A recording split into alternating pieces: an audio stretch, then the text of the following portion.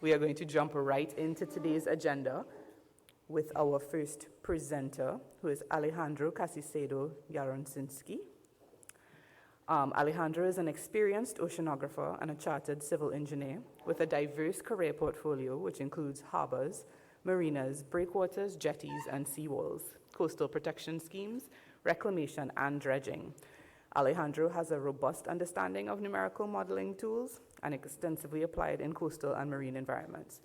Alejandro has positioned himself as a pivotal player in the marine infrastructure and environmental adaptation industry as the regional manager for Van Oord in the Caribbean, operating from right here in Panama. His role involves extensive project development in the region with an emphasis in marine infrastructure and climate adaptation. And as a passionate advocate for environmental resilience, we are very happy to welcome Alejandro Casicedo Yaronczynski.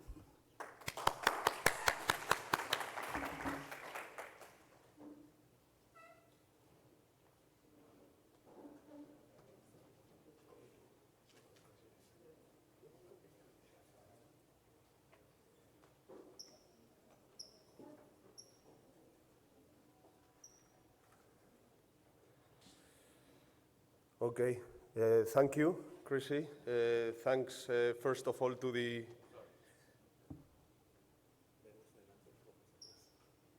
Okay, good. Thanks to the ACS for giving us the opportunity to come here and be able to present our samples of nature-based solutions in coastal protection.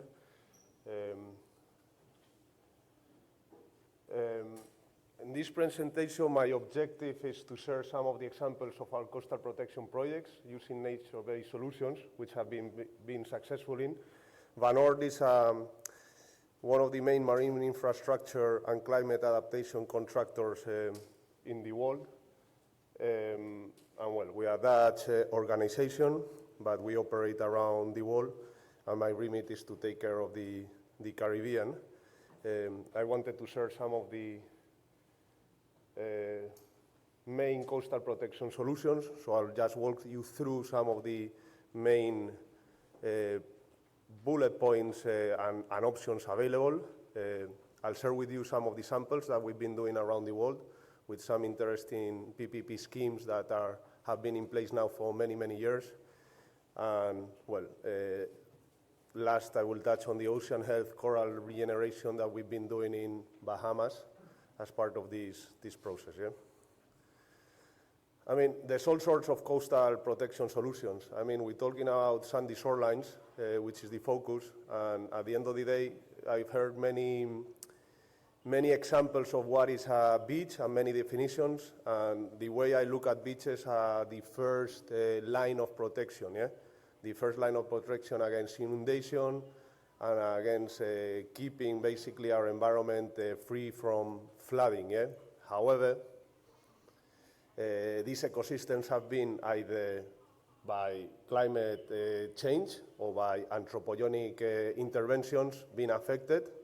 And I mean, anthropogenic interventions can be anything as buildings of harbors, breakwaters not properly planned, and even hydroelectric dams, yeah, which have been retaining a lot of that sediment that then doesn't actually reach the coastline, yeah? So you can understand that a beach is a natural living ecosystem, but living engineering defense scheme, yeah? That's how I see it, yeah? So, I mean, here's a list of some of the stuff that you can use to protect your coastline. You could go through a hard type of structure, which is what we have in the Netherlands, yeah? The typical rock armor with concrete units, the dikes, yeah, protecting against the North Sea coming into a country, yeah?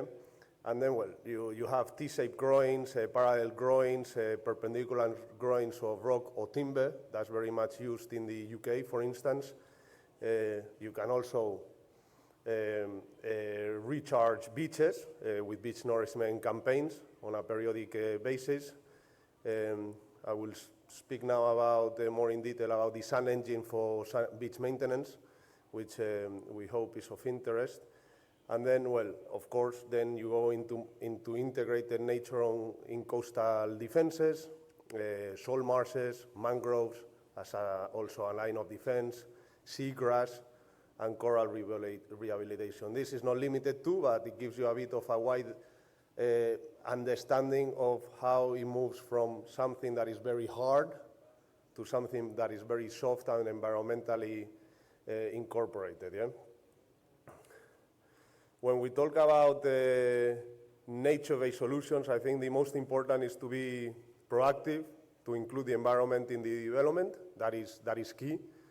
Not just build a defense for the sake of building a defense from an engineering perspective. You must consider both the design approach and the implementation approach, and allow for learning by doing. As I said, the coast is a very dynamic environment. We don't have always all the answers, even though we have a lot of tools available to understand what is actually happening. But you need to allow it to retrofit itself. Yeah? You need to look at the system as a whole, from an environmental, from a social perspective, and from a technical engineering perspective. And everything has to come into place together. Yeah? I think that's the key to take on board. Yeah? As I said, yeah, we range from hard structures like the As2Like, which is the main line of defense in the Netherlands. I think this is a good example to understand as well that, I mean, climate adaptation and the whole wording of sea level rise that is being discussed lately, it seems like something very new. Well, in fact, we've been looking at this for over 80 years. Yeah? We've been adapting to climate, we've been adapting to sea level rise for probably way before any of you guys were born. Yeah? I take as an example the big storm that happened in 1953 in the North Sea, which inundated the whole of the Netherlands. It inundated the whole of part of the UK. And in fact, I mean, cities like London, they should be underwater. Yeah? I mean, I don't know how many of you know that there's an actual active barrier protecting London as a city.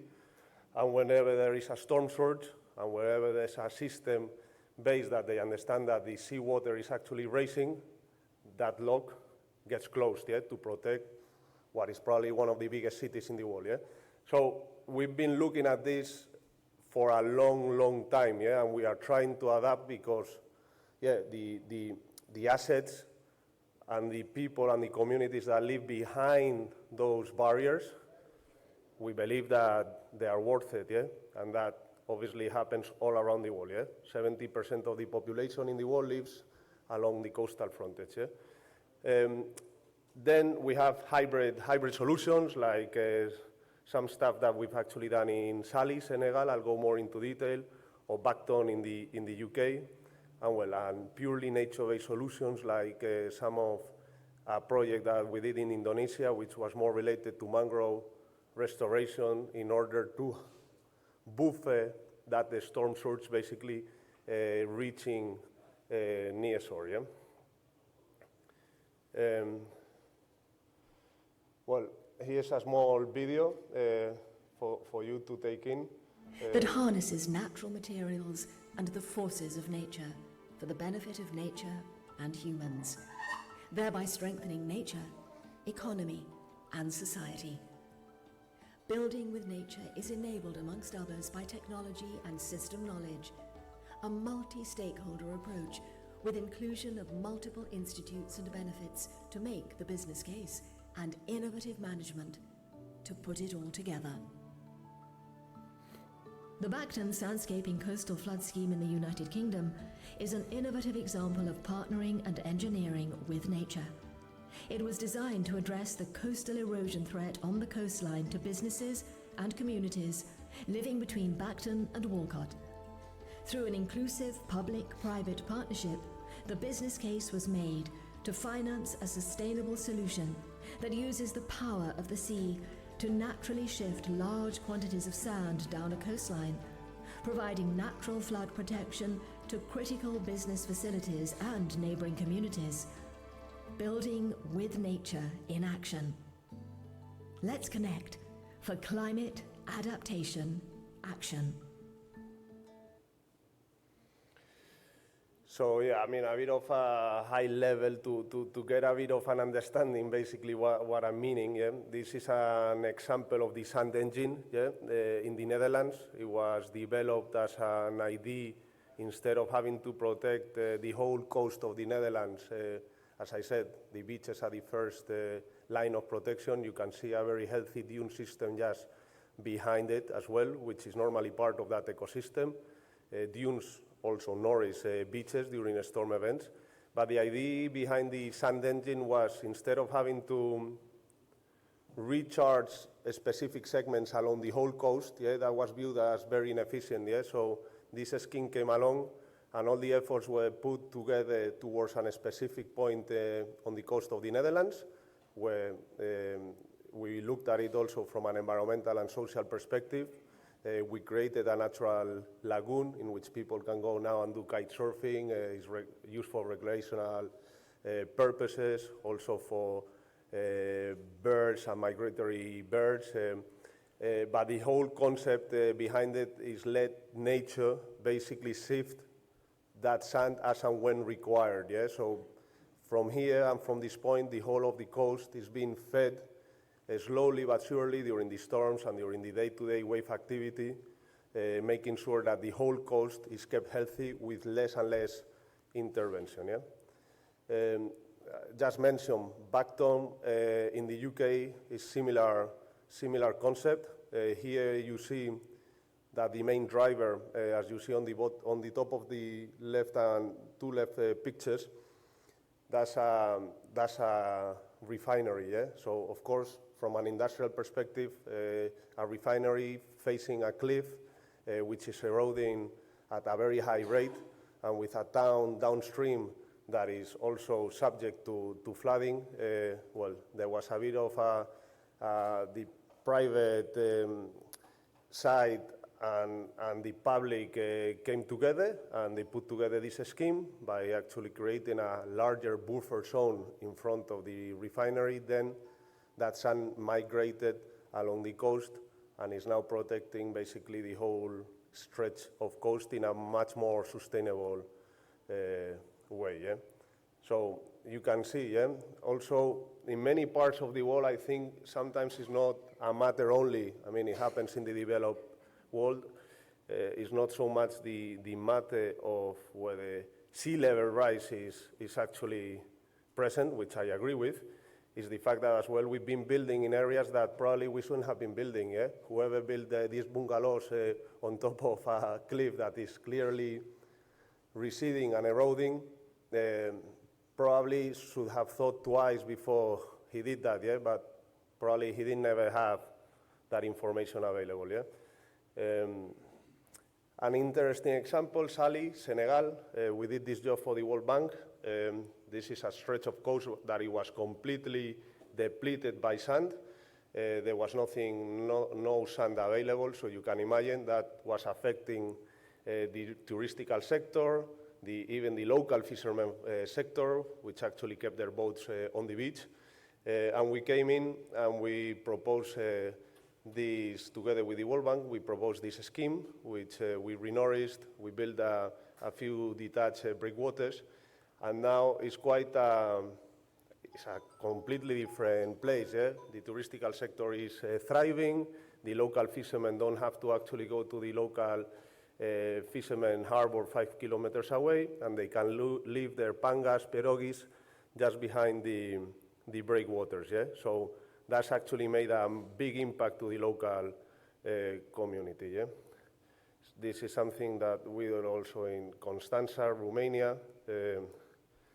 This is an interesting scheme that I'm quite proud of.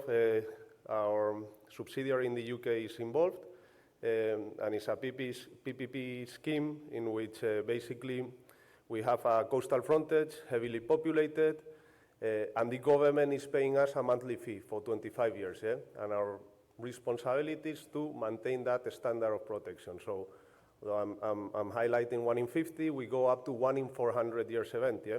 So we allocate that risk. If there's a breach, if there's inundation, then we go in and we repair it. Yeah, we have an on-call team that is always monitoring the beach, monitoring the storms, the surges, anticipating to any event. Yeah, and we try to renourish, recycle, bypass all that material. Is single, which is coarser than sand. Yeah, but it's an actively managed coast. Yeah. What happened here as well, as you can see, those houses in front, again, my opinion, they should have never been built there, yeah? In fact, I was just looking the other day, they are bungalows worth almost $1 million, yeah? But you cannot get insurance for them, yeah? So we have an attraction to live nearby the beach, but is it a sensible thing to do? I don't think so, yeah? And I think this is something that from a planning perspective, we really need to consider where are we actually allowing development to happen, yeah? Same goes, this is Gibraltar. Then a developer develops on the side of Gibraltar a nice condominium, and they call us saying, hey, the water is coming into the apartments, yeah? So, okay, we try to develop something which we could actually help them to protect them. We created an artificial beach with a submerged breakwater that could break those waves during storms. And now, well, they have a nice beach in front of their condominium with the appropriate protection, and well, it's quite a nice artificial setting, but nonetheless, a protection setting, yeah? We've done a lot as well from the touristical sector, yeah? In Cuba, in Mexico, many of the beach nourishment campaigns, we've undertaken those. And well, lately we've been working a lot in Bahamas. And in Bahamas, I wanted to highlight basically the coral relocation efforts that we've done. I wanted to touch upon the coral restoration that we've been doing, not only about relocation, but the efforts and the technology that we've developed to breed and spoon corals, so we could select those corals that would be less sensitive to temperature changes, yeah? So that's actually been quite successful. We did this along New Providence in Bahamas, Nassau, and well, it's something that we can incorporate, and I think this is something that I see quite useful, especially in the Caribbean setting, where you have to look at maybe a mix between beach nourishment, offshore breakwaters, but those offshore breakwaters could be artificial corals to be able to protect the coast, because that's what corals do as well, yeah? They are another first line of defense towards coastal erosion, yeah? And that's, in a nutshell, that's pretty much what I had to share with you guys. I hope you found it interesting, and yeah, any questions?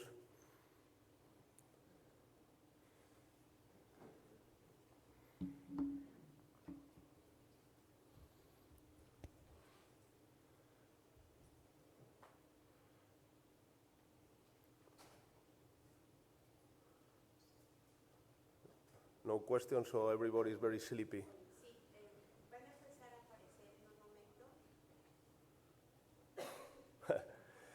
That's an interesting question. To be honest, Carlos, I don't have that answer for you, so I'm not going to make it up yet.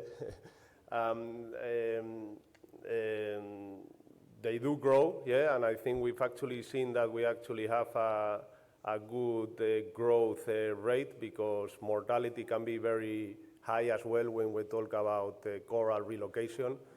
But I'll have to come back on you on that one, yeah? Por acá. Hola, gracias. Me gustaría, si es posible, se pudiera identificar o nos pudieras explicar cuáles son las principales diferencias entre la alimentación artificial de playas y estas propuestas.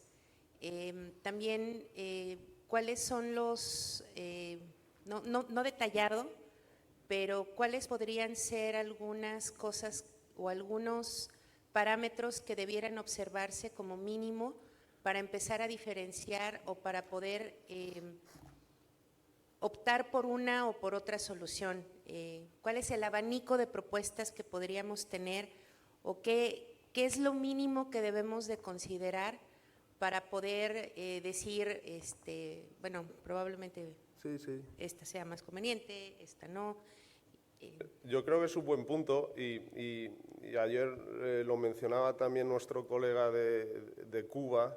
No hay una solución específica para cada lugar. Cada lugar tiene un comportamiento muy específico. Entonces, con el tema, por ejemplo, de las playas artificiales o la regeneración de playas, una de las consecuencias, yo creo que es importante, aunque se opone mucho también el contexto, es entender los recursos naturales desde el punto de vista de reservorios de bancos de arena, principalmente, porque si los bancos de arena existentes con esa granulometría, con esas características, no se encuentran disponibles, el costo también se va a hacer muy elevado. Pero creo que es importantísimo que cada país tome una responsabilidad como país.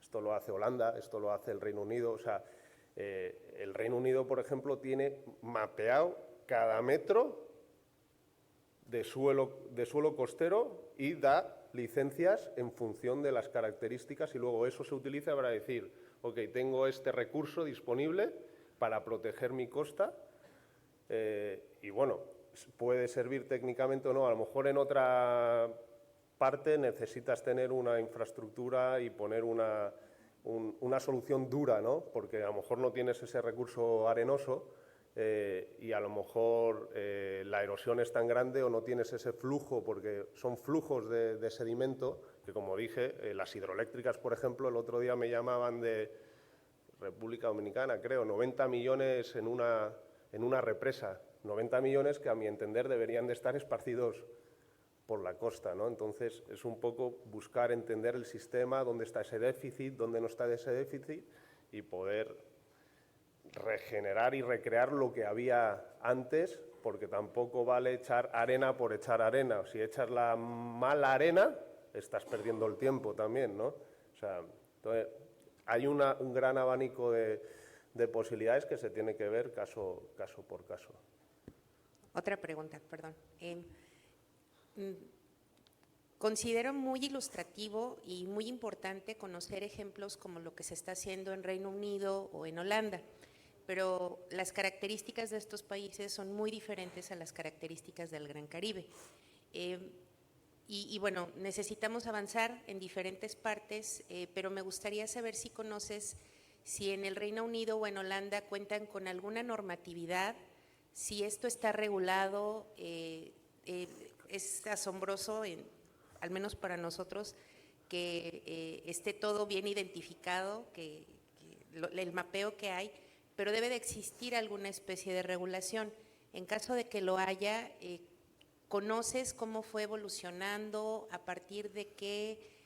¿Cómo podríamos hasta cierto punto empezar a construir algo en la región que nos permita, por un lado, normar, porque seguramente has escuchado que aquí en Panamá hay una grave preocupación por el tema de la minería marina?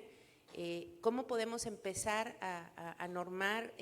¿Alguna sugerencia para empezar a definir esta ruta que nos permita, pues, preservar el Gran Caribe? Gracias. No, gracias, es buena pregunta. Es curioso, yo empecé mi carrera en el norte de Inglaterra mapeando, me acuerdo, niveles de inundación en zonas y teníamos que tomar decisiones sobre cómo proteger esa parte de costa.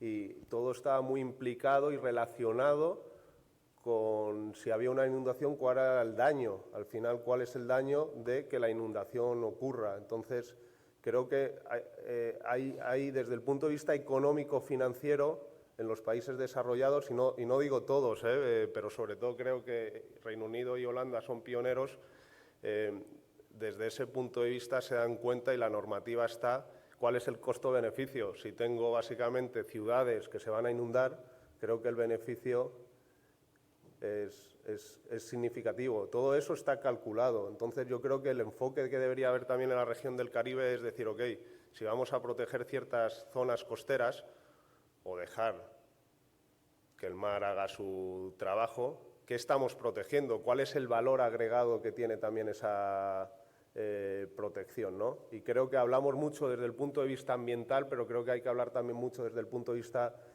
social, económico, el turismo, evidentemente. O sea, creo que es desproporcionado el turismo que estamos viendo hoy en día, pero es una fuente de ingreso.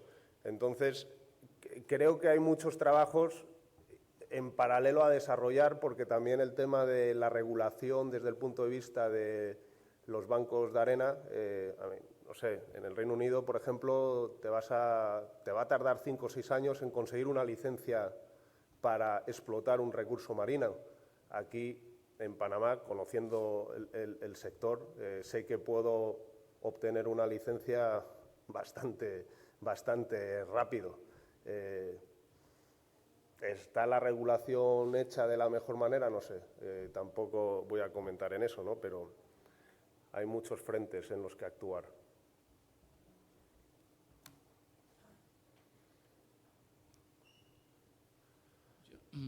Bueno, muchas gracias. ¿Se oye? ¿Se oye? Sí. Sí. A ver, comentarios, preguntas, sugerencias. Por eso me es más fácil hablar que escribir, ¿no?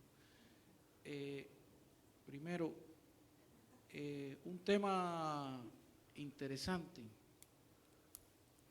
tiene que ver con la arquitectura financiera asociada a estos proyectos de intervención, que para cerrar el ciclo. La experiencia de nosotros, por lo menos de Cuba, es que al final eso se resuelve con dinero del gobierno. Vi en la propuesta, el proyecto que hicieron en Holanda, que lo paga el propio gobierno. Pero lo primero sería, en los países donde ha estado, quiénes han sido las instituciones que han financiado esos proyectos. Si se mantiene como recurso público, si hay bancos que están... Porque no es característico en las instituciones donantes aportar recursos para eso. Y eso es una limitación a los procesos de esto de intervención en la costa. Lo segundo, si tuviera tiempo, me gustaría escuchar con un poco más de calma, tal vez ahora, todo lo que tiene que ver con la evaluación del impacto ambiental en alguna de las propuestas que está haciendo. Porque, por ejemplo, vi, creo que era recolocación de coral, que era parte de la pregunta que hacía Carlos. Yo creo que esos son procesos que tienen unidades de tiempo diferentes de intervención en la playa. O sea, por eso, para no especificarnos en corales, yo creo que habría que ver la dimensión de esa evaluación de impacto ambiental, porque es un componente decisivo en las playas que van a tener uso turístico. Por eso es que lo digo, no es un elemento menor. Y lo tercero, en una de las primeras diapositivas pone la solución que usted le llama dura, hard, ¿no? Me parece que fue la palabra, sí, en Reino Unido, como una solución basada en la naturaleza. O sea, la pregunta mía sería, ¿por qué la considera una solución basada en la naturaleza? A ver si me puedo yo convencer a mí mismo, ¿no? Gracias. Gracias. Bueno, en primer lugar, evidentemente, a responder a la primera pregunta, la estructura financiera es fundamental y los modelos, como indiqué, correcto, en Países Bajos, ese financiamiento por el costo-beneficio al final es una inversión que el gobierno decide realizar de la manera más eficiente que ellos consideran. O sea, teniendo en cuenta que la mitad del país está bajo el nivel del mar, el costo-beneficio creo que sale a cuentas, ¿no? Entonces sí, el gobierno está bastante concienciado en que tiene que financiar esa infraestructura. He tocado otro proyecto en el Reino Unido donde hay un privado que tiene básicamente una infraestructura industrial delante del borde costero. pero también hay un beneficio para las poblaciones locales. En ese caso, la mitad fue financiado por un privado y la otra mitad está siendo financiada por un gobierno, entendiendo cuál es el beneficio. Luego, lo que yo veo y he visto también en el Caribe, y algunas de las conversaciones que estamos teniendo están muy ligadas al sector turístico. Entonces, al final el Caribe vende playa desde el punto de vista turístico, y los operadores hoteleros también están entendiendo que deben de a lo mejor contribuir con un impuesto, y ahí es donde cada situación es diferente, para poder financiar cualquier propuesta de regeneración de playa. Si no hay playa, no hay turismo; si no hay turismo, no hay supervivencia o no hay una línea de negocio, ¿no? Entonces, sí, hay diferentes esquemas, y cada punto y cada esquema, pues, y cada situación se debe analizar de manera independiente. Pero bueno, creo que hay bastante entendimiento también, y hay bastante fondo que está intentando dar soporte, por lo menos, a las etapas tempranas de estos proyectos, porque a veces incluso el tema de hacer un análisis, un estudio en el contexto marítimo acaba siendo mucho más caro que lo que es hacer un trabajo en tierra firme, ¿no? Entonces, creo que también hay la capacidad de prefinanciar y financiar esos primeros estadios para que podamos enfocarnos en cuál es la solución óptima a largo plazo, ¿no? Sí, estoy de acuerdo, ¿no? O sea, con el tema del coral. El coral lo veo yo un poco como un balance entre una estructura fija, como cualquier atolón, o sea, al final es una estructura fija, pero que tiene incorporado un organismo vivo, ¿no? Que es el coral. El coral por sí solo no hace nada desde un punto de vista de protección directa, ¿no? Es el estrato, el substrato, el que protege físicamente hablando, ¿no? Porque luego tiene otra connotación de biodiversidad. Pero creo que en esos rangos de tiempo creo que es importante incorporar también estas estructuras fijas, incorporarlas con estructuras vivas, como pueda ser el coral, intentar ver si podemos reproducir coral de manera artificial para dar una línea de protección adicional. Y aunque el coral a lo mejor no crezca a la velocidad que quieres implementar una acción, creo que la estructura subyacente ya empieza a dar protección desde el día 1, ¿no? Entonces, luego ya hay que monitorear que el coral, desde un punto de vista de biodiversidad, realmente está haciendo también su labor, ¿no? Entonces, es un balance, ¿no? Y esa, bueno, yo puedo entender que quieres tener algunas herramientas para entender cómo, y a lo mejor me equivoco, cómo el malecón puede ser también una estructura dura, porque fue una estructura también construida hace cientos de años, que al final fue una intervención antropogénica, si lo ves desde la perspectiva, ¿no? Pero creo que en el caso de Holanda, por ejemplo, somos muy conscientes en la regulación de todas estas barreras con el flujo mareal, el flujo, la migración de los peces, etcétera. Entonces hay muchos canales generados a lo largo de la costa que incorpora ese contexto ambiental. No es una barrera fija por tener una barrera fija, ¿no? Pero también hemos creado parques, hemos creado zonas donde pueden, dentro de lo que es una estructura dura, zonas donde puedes ver aves migratorias, etcétera. Entonces hay un contexto más amplio que el de una estructura fija que está protegiendo un país entero. Al final eso es lo que prima, ¿no? Yo creo que podemos hablar con el tema del malecón en privado, porque es interesante y que lo hemos estado mirando en el pasado, y creo que hay soluciones interesantes que se podían implementar en ese caso en particular. Okay. Yo tengo el micrófono ahora. Buenos días. Me gustaría de tu presentación, tú señalaste en tu presentación un ejemplo de México, Si nos pudieras detallar dónde fue y en qué consistió. Gracias. Sí, como dije, eso fue Cozumel. Hicimos unas regeneraciones de playa por pérdida de arena y entiendo que vino por el Ministerio de Medio Ambiente. Nos pidieron básicamente, y hacemos estas actuaciones bastante regularmente.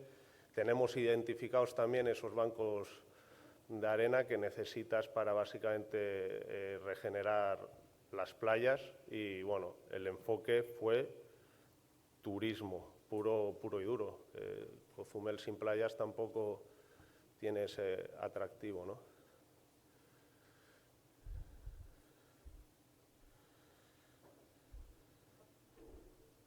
Ok, muchas gracias.